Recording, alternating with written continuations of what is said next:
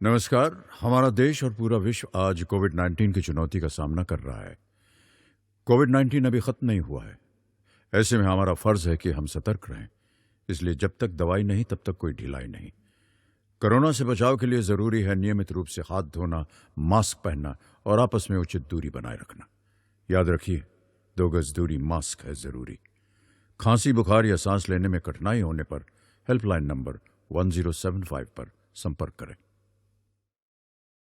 नमस्कार, मैं देवेंद्र कुमार मीणा और आज हम पढ़ने वाले हैं कक्षा 9वीं के अंतर्गत सेक्टर एग्रीकल्चर, जिसमें इकाई पहले में हम पढ़ने वाले हैं बागवानी का परिचय। बागवानी का परिचय, जिसमें हम सत्र 1 में पढ़ेंगे बागवानी का परिचय और इसका महत्व। सत्र 2 में पढ़ेंगे बागवानी की शाखाएं और विशेष बागवानी प्रचालन। सत्र 3 में पढ़ेंगे मानव पोषण में ओलेरीकल्चर और इसका महत्व। ओलेरीकल्चर मतलब सब्जियों की खेती और इसका महत्व।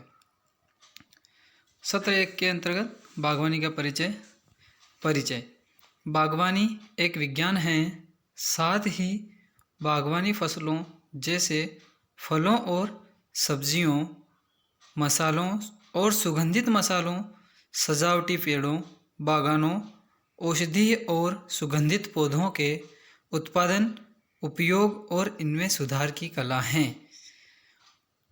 बागवानी के अंतर्गत जो है सब्जियां, मसाले, सुगंधित मसाले, सजावटी पेड़े, बागानों, औषधि जैसे अनेकों अनेक पौधे हम इसके अंतर्गत उगाते हैं, जिसे बागवानी कहते हैं। बागवानी फसलों को रोपण, गहन संचालन के बढ़ने में हेरफेर, कटाई, पैकेजिंग, विपणन, भंडारण और प्रसंस्करण जिसे प्रोसेसिंग में गहरी देखभाल की आवश्यकता होती है। चीन के बाद भारत दुनिया में फलों और सब्जियों का सबसे बड़ा उत्पादक है। भारत में कुल आबादी का लगभग 55 से 60% कृषि और इससे जुड़ी गतिविधियों पर निर्भर करता है। बागवानी फसलें कुल उपज का एक महत्वपूर्ण हिस्सा हैं। यह एक विस्तृत खेती क्षेत्र को कवर करती हैं और सकल घरेलू उत्पाद जीडीपी का 28% योगदान करते हैं। भारत में कृषि वस्तुओं के कुल निर्यात में इन फसलों का हिस्सा 37% है। सत्र 1, जिसमें हम पढ़ेंगे बागवानी और इसका महत्व। बागवानी का अंग्रेजी नाम हॉर्टिकल्चर। हॉर्टिकल्चर शब्द 2 लैटिन शब्दों हार्टस और कल्चर से लिया गया है, जिसका अर्थ है क्रमशः बाग और खेती। यह एक बाड़े में की गई खेती की फसलों को संदर्भित करता है, अर्थात उद्यान की खेती। क्या होता है बागवानी? इसका अंग्रेजी नाम हॉर्टिकल्चर होता है। साथ ही यह 2 लैटिन शब्दों से मिलकर बना होता है, जिसमें हॉर्टस का अर्थ होता है बाग और कल्चर का अर्थ होता है खेती। यह एक बाड़े में की गई खेती की फसलों को संदर्भित करता है। मतलब एक जो अनुमानित एरिया या छोटे क्षेत्र में या फिर एक निश्चित एरिया में जो हम फसल उगाते हैं, अर्थात उद्यान कहलाता है या उद्यान की खेती कहलाती हैं। सुविधाएं और महत्व।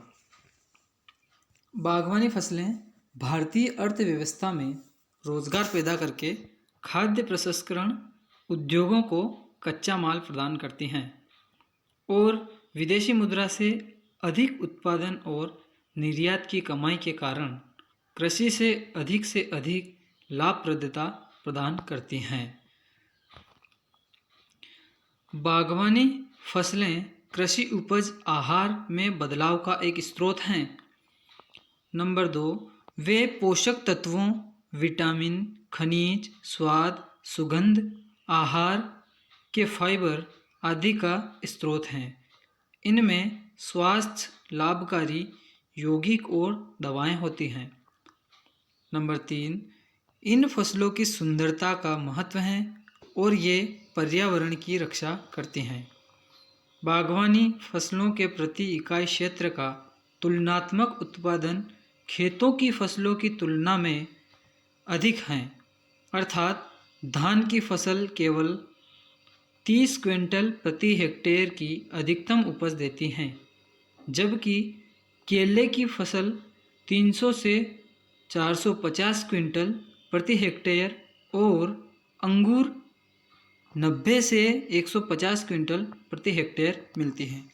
मतलब उद्यान की फसलें जो है, यह जो हमारी शस्य फसलें हैं जैसे गेहूँ, धान, मक्का, ज्वार, बाजरा, इन फसलों से अधिकतम उपज देती हैं, जिससे हमें मुनाफा भी अधिक होता है।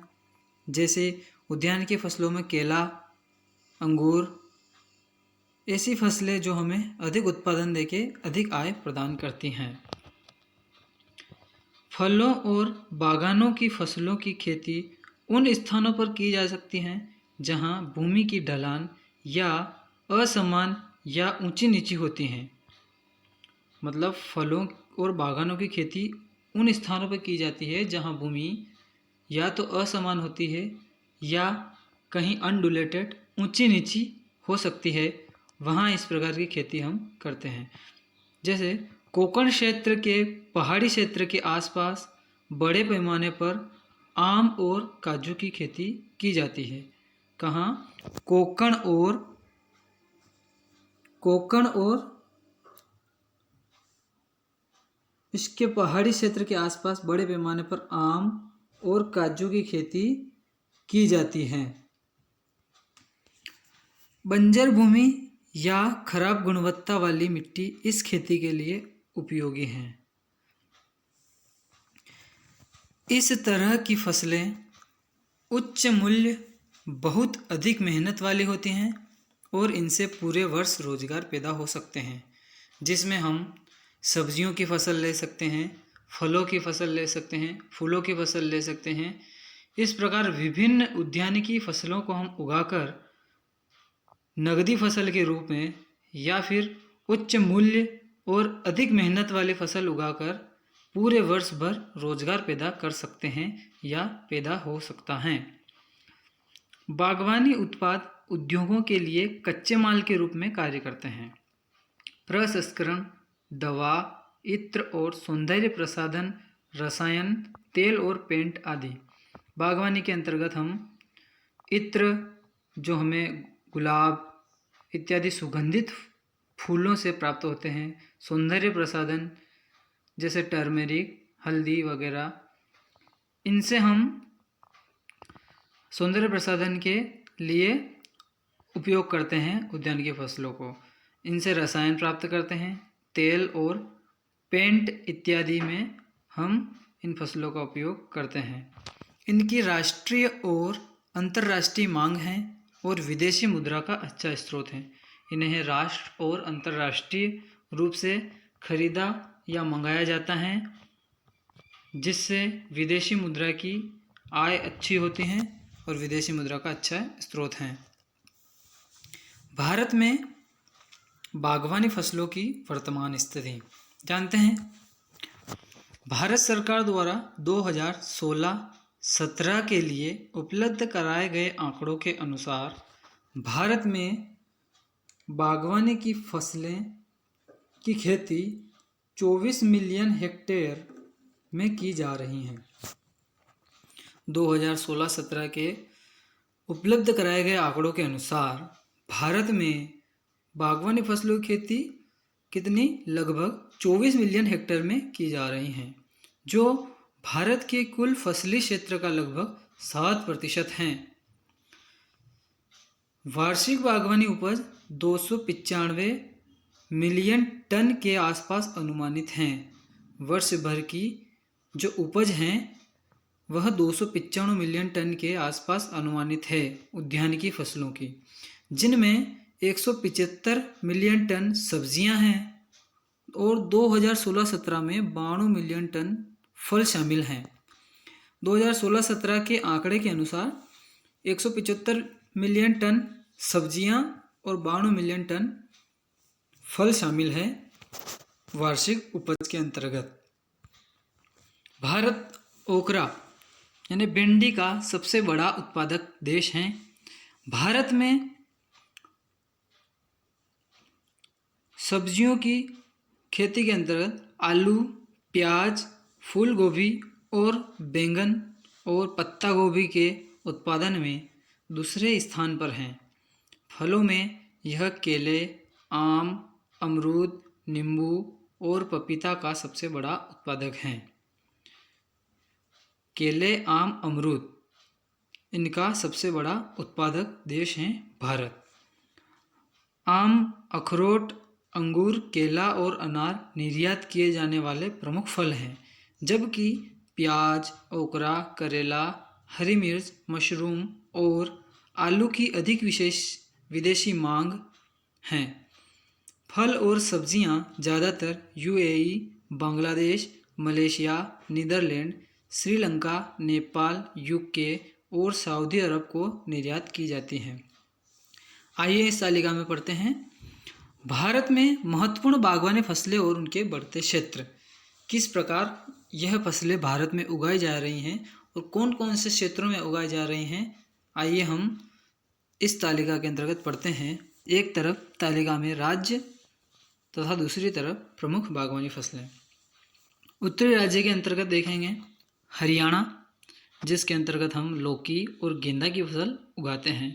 हिमाचल प्रदेश में देखेंगे सेब और आलू की फसल उगाते हैं। जम्मू और कश्मीर में देखेंगे सेब की फसल उगाते हैं। पंजाब खट्टे फल जैसे संतरा, मौसम्बी, नींबू इत्यादि की फसलें उगाते हैं। उत्तराखंड जिसमें हम आलू की खेती करते हैं। उत्तर प्रदेश आम, केला, आलू, शकरकंद, तरबूज, लौकी, चमेली इत्यादि की फसलें हम उत्तर प्रदेश में उगाते हैं। राजस्थान में देखेंगे अनार, प्याज, चमेली और कंद जैसी फसलों को हम राजस्थान में उगाते हैं। ये बात हुई उत्तरी राज्यों की। अब अगली पश्चिमी राज्य में हम देखेंगे छत्तीसगढ़, जिसमें लौकी और गुलाब की फसल उगाते हैं। गोवा के अंतर्गत देखेंगे नारियल, सुपारी और काजू की फसल उगाते हैं। गुजरात में देखेंगे केला, पपीता, सपोटा, अनार, आलू, प्याज, टमाटर, गुलाब, गेंदा जैसी फसलें हम गुजरात के अंतर्गत उगाते हैं। महाराष्ट्र में देखेंगे आम, केला, अंगूर, खट्टे फल, सपोटा, अनार, मिर्च, प्याज, गुलाब, क्राइसेंथेमम, कंद और गेंदा जैसी फसल महाराष्ट्र में उगाते हैं। मध्य प्रदेश में देखेंगे खट्टे फल, पपीता, अनार, मिर्च, आलू, शकरकंद, प्याज, लौकी, टमाटर, क्राइसेंथेमम और गेंदा।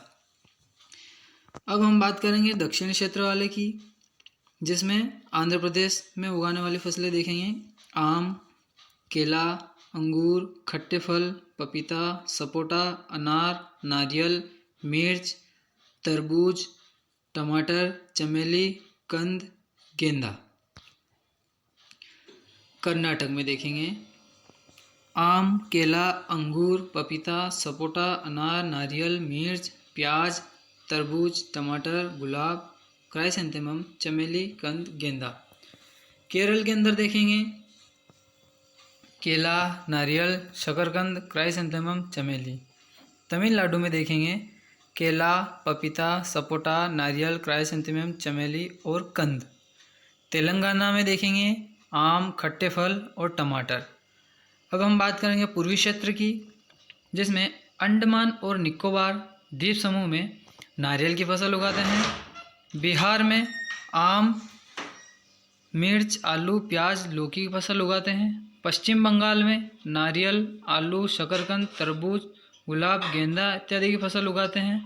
उड़ीसा में देखेंगे नारियल, शकरकंद, तरबूज, लौकी की फसल उगाते हैं। अब हम बात करेंगे पूर्वोत्तर की। अरुणाचल प्रदेश में हल्दी, अदरक, असम में देखेंगे केला, पपीता, अनार, नारियल, कंद। मेघालय में देखेंगे पपीता, सुपारी, अदरक। सिक्किम में देखेंगे अदरक, त्रिपुरा में देखेंगे पपीता, सुपारी, हल्दी। बागवानी में इन क्षेत्रों में जो फसल उगाते हैं। अब देखेंगे भारत में बागवानी फसलों की संभावनाएं। भारत में विविध कृषि जलवायु परिस्थितियां देश के विभिन्न भागों में सभी प्रकार के ताजे फलों, सब्जियों और औषधि पौधों के उत्पादन को सुनिश्चित करती हैं। लोगों में स्वास्थ्य चेतना बढ़ रही है। भारत में अधिकांश आबादी शाकाहारी है। परिणाम स्वरूप फलों और सब्जियों की मांग भी अधिक है। देश में मौजूदा मांग की तुलना में बागवानी वस्तुओं का उत्पादन काफ़ी कम है। इसलिए अधिक बागवानी फसलों का उत्पादन करने के लिए एक बड़ी गुंजाइश है।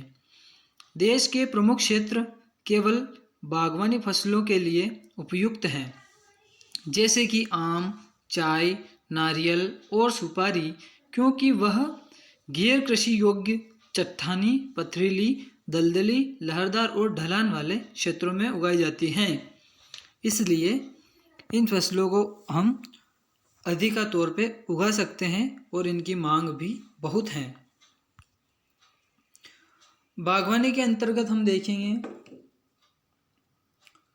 रोजगार, किस प्रकार हम उद्यान की फसलें उगाकर रोजगार प्राप्त कर सकते हैं और कैसे हम रोजगार कर अच्छा पैसा और मुनाफा कमा सकते हैं। आइए जानते हैं।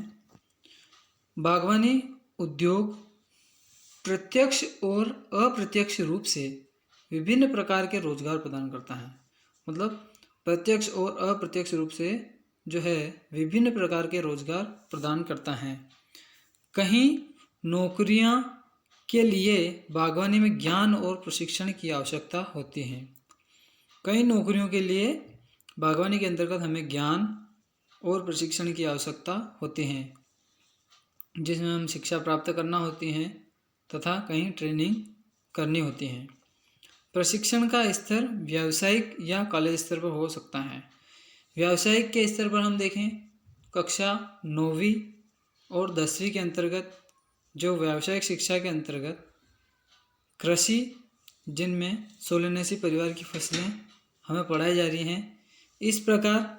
या फिर कॉलेज स्तर पर देखें तो एग्रीकल्चर, जिसमें हम स्नातक करके इसका प्रशिक्षण ले सकते हैं। काम की प्रकृति आंतरिक या बाहर हो सकती हैं।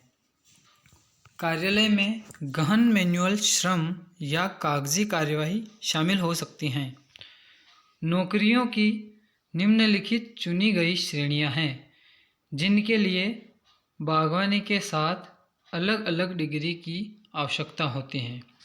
मतलब हमें जब किसी अन्य फील्ड में, किसी अन्य क्षेत्र में यदि हम नौकरी करना चाहते हैं तो हमें कई प्रकार की डिग्रियों की आवश्यकता होती है। तथा हम बागवानी में भी यदि कोई नौकरी करना चाहें जिसमें कार्यालय से संबंधित, तो हमें बागवानी के साथ इससे संबंधित डिग्री की आवश्यकता होगी। जिसमें नर्सरी प्रचालन में देखेंगे कि क्या होता है।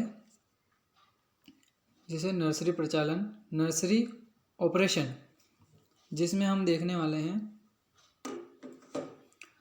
नर्सरी मैनेजर, जो कि पूरी नर्सरी का एक मैनेजर होता है। वह पूरी नर्सरी के कामों का निर्देशन करता है। मतलब जो भी मजदूर या माली या अन्य जो भी कार्यकर्ता नर्सरी के अंतर्गत काम करते हैं, उनका पूरा दिनचर्या तथा काम का हिसाब रखता है जो नर्सरी मैनेजर यह काम पूरा करता है।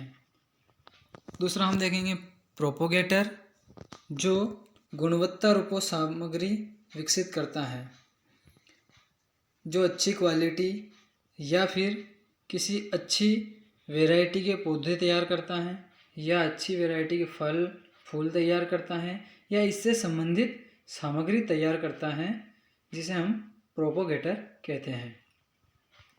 अगला हम देखेंगे फील्ड सुपरवाइज़र। फील्ड सुपरवाइज़र के अंतर्गत देखेंगे फील्ड वर्क की देखरेख और योजनाएं बनाता है। जो भी फील्ड के अंतर्गत कार्य होता है उसकी देखरेख करता है, जैसे बागवानी के चारों तरफ बाउंड्री वॉल, तार फिनिशिंग इत्यादि, श्रब झाड़ी लगाना और वहाँ पानी की सुविधाएं उपलब्ध कराना, तब पेड़ पौधों को सिंचाई जल उपलब्ध कराना, यह सब फील्ड सुपरवाइज़र की योजनाएं के अंतर्गत आता है।